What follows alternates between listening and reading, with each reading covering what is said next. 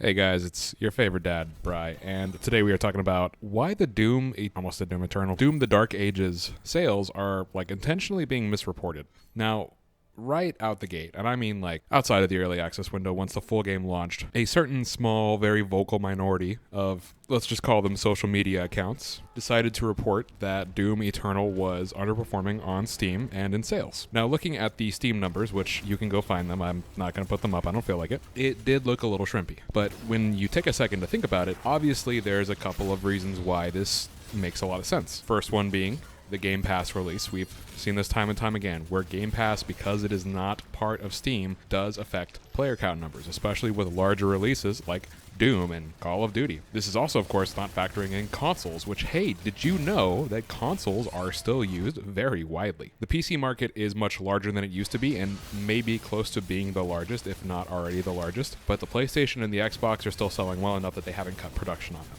which is pretty good. And to top all of this off, to really just sell home that this is a very untrue narrative, id has reported that this is their largest launch of a game ever, meaning that Doom the Dark Ages is their most successful game, with a very large number attached to it. Now we're going to rewind a little bit, and we're going to talk about some of those social media accounts I mentioned. I've talked about this in a previous video before, but there is a very clear agenda that is pushed by a very vocal minority of social media accounts that masquerade as gamers. Some of them don't play games. Some of them do play games, but really badly. Some of them just won't shut the hell up about Hassan Piker. I'm not naming names. Some you may have already pictured. There's just too many for me to really get into, and on top of that, if I do start naming them, then this becomes drama, and they can just use me to feed their ever-growing content farms. I don't want that. Doom the Dark Ages is doing well. So the question you have to ask is why, oh why, do people want this game to not succeed?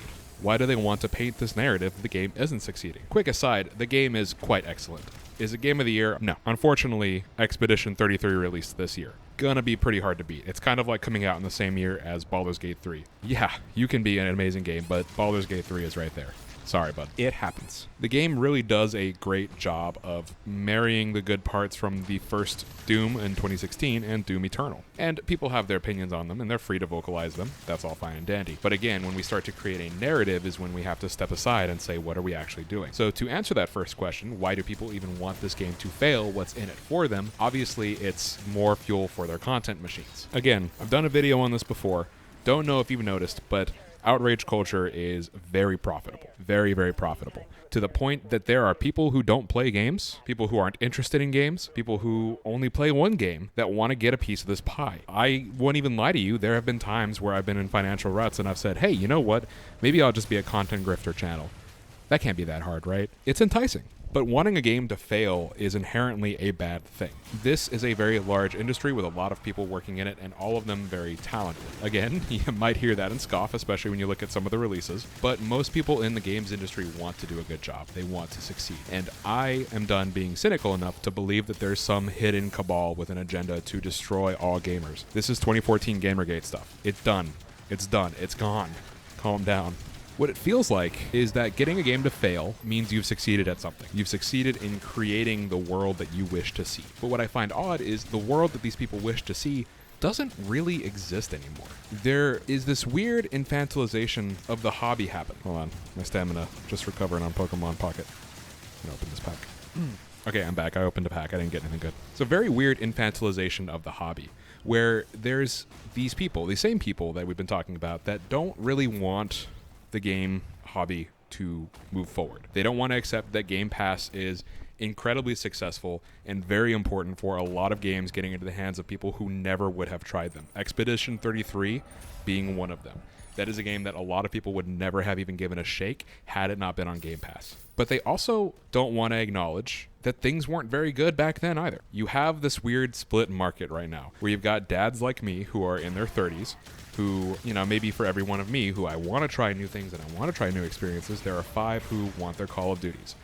They want their Battlefields, they want their Halos. That's fine. But that is a market and it is a demographic that publishers and developers are very aware of. At the same time, you've also got the younger demographic, which is primarily Gen Alpha. Gen Alpha likes their Fortnite, they like their Minecraft, they like their microtransactions, they're free to play. Regardless on how you feel about that big slurry of words, that is the reality, is that this is the other side of the market.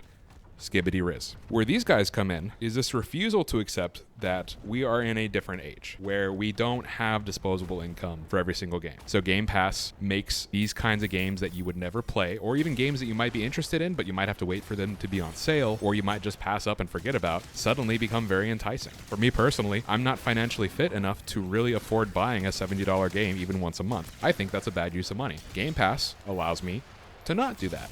And this is not an advertisement for Game Pass. Trust me, I can criticize Microsoft until I'm blue in the face or green in the face because it's Xbox. But you have to acknowledge that this is clearly a strategy that's working because it has plateaued. For a service like this to plateau means it's doing very, very well. So these guys, they don't want to go forward into the Game Pass era. They don't want to go into the digital era. They don't want to go into the era of games can be free and have different monetization methods, or maybe some games are more expensive and maybe they're less. Again, not something that I necessarily agree or disagree with. I think it's a very nuanced discussion that I'll make a separate video on. But they also don't want to do anything with newer games. So these guys don't want anything to do with newer forms of distribution, and they also don't want anything to do with newer games.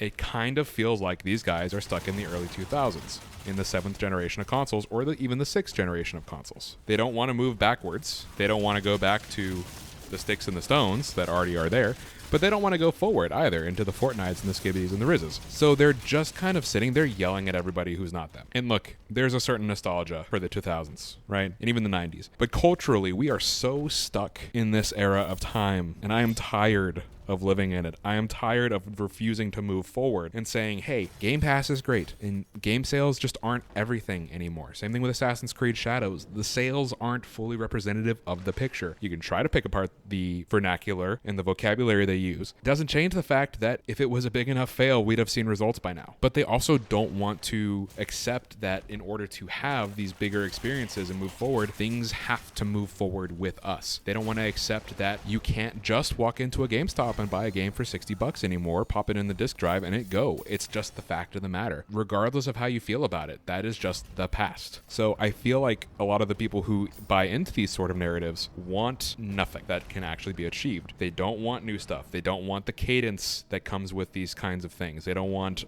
large-scale releases frequently. Or they do, but they don't want them to replace their old stuff.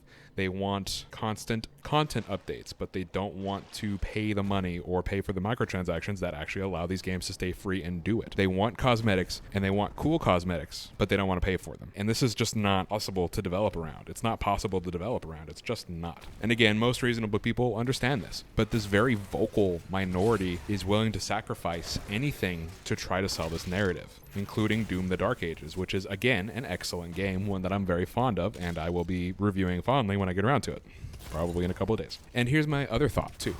These kinds of people are ignoring the infinite games that exist already. Even if you ignore the 12,000 or so games that come out on Steam every single day. Because yes, not very many of them are good. If you were to go to the Game Awards, just go to the Game Awards list of games that won awards and just play those for the rest of your life, you'd be set. You'd be set with good, high-quality stuff. And it happens year over year over year. It has never been a better time to be a gamer, ever. And we're stuck here arguing about Doom the Dark Ages to spin a narrative that this game has failed.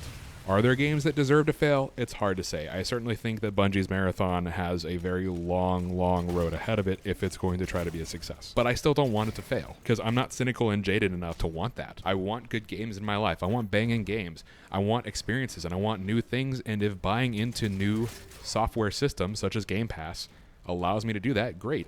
And I'm not concerned about sales numbers because we don't have to report those anymore. It's just not what the world is. I know this was a bit of a rant, but the whole point of this YouTube channel is for me to use my voice, right? And talk to people that want to understand things and want to understand things the way that I do. There can be reasonable voices in the gaming world. I want to be one of them. Would love a comment, a like, a subscribe. Any of this, if any of this resonated with you, hit those buttons. Tell me about a game that you feel is really great right now in the comments. Tell me about one that you feel is doing awesome. And I don't want you to talk to me about the player counts. I can think of plenty of games that have low player counts. The Finals is one of them. The Finals is an excellent game with player counts. I want you to tell me in the comments what you're playing, and it doesn't matter how many players it's got. Thanks for watching.